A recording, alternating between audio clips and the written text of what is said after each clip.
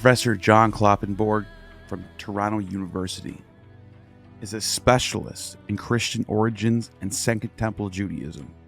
In particular, the Jesus tradition, the canonical and non-canonical Gospels, and the social world of the early Jesus movement in Jewish Palestine and in the cities of the Eastern Empire.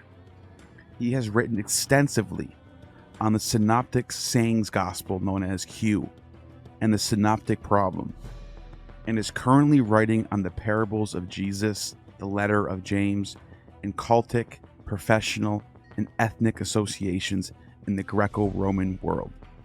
He is one of the general editors of the International Q Project and holds a 5-year SSHRC Insight Grant on Associative Practices in the Graeco-Roman world. In the ancient world, there's a process that has to be done for scribes to write things down and to pass them down and to copy these texts. Most of this work was done in a library. Very rarely is this stuff just written down randomly in the wilderness somewhere.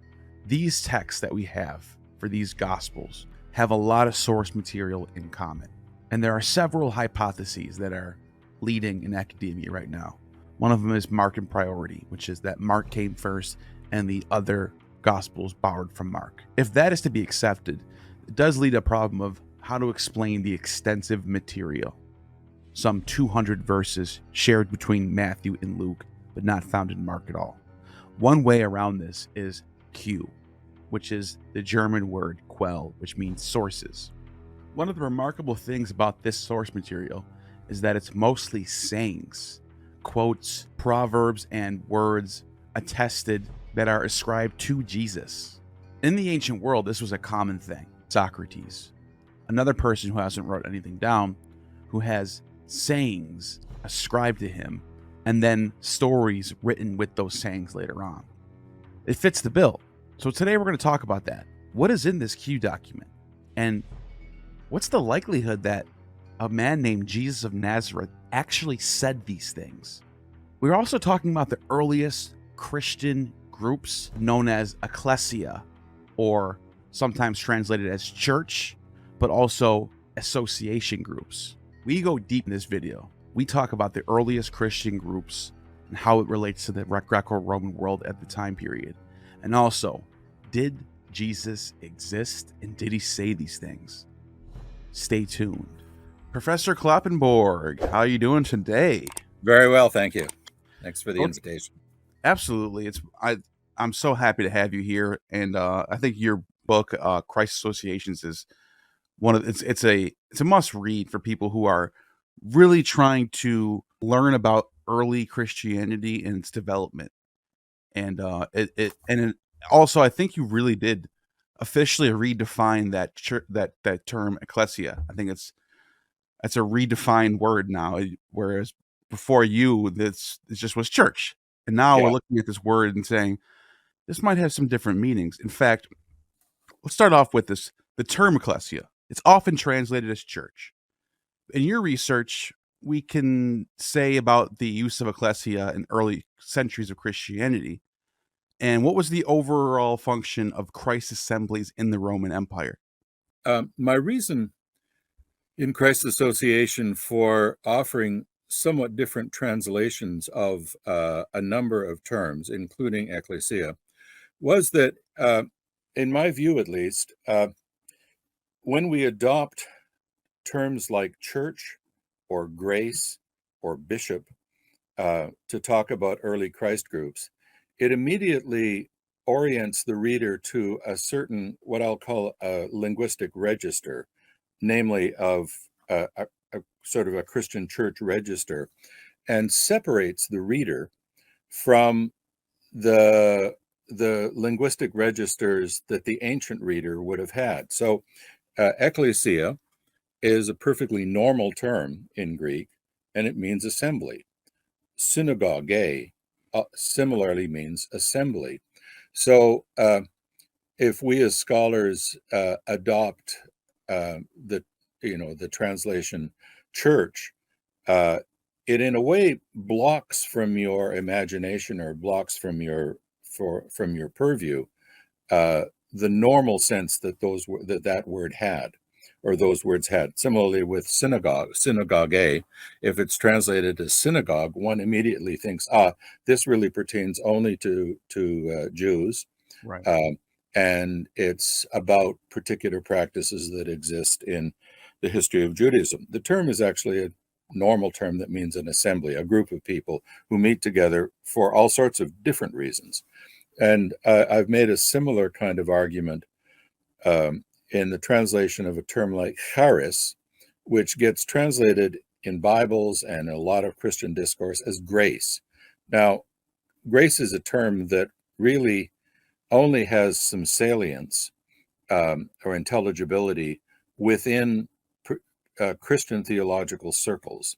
We don't any longer use the term grace in normal discourse as we might have at the time of Shakespeare. But so it's a churchy word, and it immediately orients the person, the reader or the user, to a kind of church environment. Well, charis is a normal term in Greek that means gift, or what you do when you reciprocate the reception of the reception of a gift. So I've tried to be careful in using what I would call normal translations of Greek words rather than churchy translations, and that actually changes the way in which you think about all sorts of stuff in the first couple of centuries. If you call them Christ assemblies, that immediately at least creates the possibility for serious comparison with other kinds of assemblies, occupational guilds, assemblies of diasporic people, Thracians who live in Athens, or Judeans who live in Asia Minor. These were all called assemblies. Wow. And in fact, in the governance of Greek cities, their town council was called an ecclesia. So the ecclesia of the Athenians is the citizen assembly of Athenian males that made decisions. Similarly, the ecclesia of Thessaloniki was an assembly of probably Thessalonian males who participated in the governance of the city. So when you translate these Greek terms by what I would call their normal translations, it creates the possibility for you as an interpreter to start to make connections. You're not necessarily arguing that Christians borrowed these terms from other associations, but they used a term which would have automatically, for the Greek speaker, allowed for connections to both private associations that called themselves synagogue or ecclesia, and citizen assemblies that called themselves that same term. So that's kind of the methodological point in deliberately using those terms. And the point of the book, or the main point of the book, is to engage in what I call heuristic comparison. That is, to look at Christ groups and to put them, at least provisionally, in the context of other kinds of associations, cultic associations, occupational guilds, diasporic assemblies, neighborhood clubs, and so forth, and to ask, if we set Christ groups in that context, do we see something about Christ groups that we wouldn't have necessarily noticed if we kind of hive them off as a special category and call them churches? As soon as you call them a church, then it's much harder to compare them to anything else. So that's the point in engaging in that kind of comparison. That is very interesting. And do we see any other groups that call themselves assembly that are devotees of any other deities that we know of? There's a very, very small number of groups that call themselves ecclesiae. It's only, 4 or 5 that we know that actually used that as a name. Um, we have more groups that called themselves synagogae, including a professional association or an occupational guild of barbers that they call themselves the synagogae of barbers, which would just mean the barbers, the barbers local association. We know that there's a synagogue of Zeus, evidently devotees of Zeus. Is that the one in Pergamon? Just out of curiosity, it just popped in my head. Yeah, it's in Pergamon, I think. Yeah. Oh, so that's probably what they're referring to in Revelation then. It could well be. It could well be. Yeah. Interesting. And but associations had a whole wide variety of terms by which to call themselves. In Latin, they would be called a collegium or a coetus, or simply cultores, simply the worshippers of X, of deity X.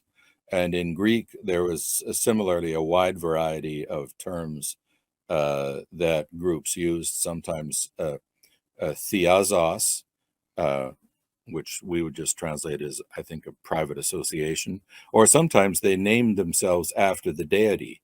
So the Serapiastai are the devotees of Serapis, and Christians eventually name themselves after Christ. They're called the Christianoi. So in that sense, Christ groups adopt some of the same naming practices that pagan associations of various sorts also used. Which makes sense. I mean, it's kind of like a default way of doing certain things. Yeah. Interesting. Very, very fascinating. I think this is really amazing material.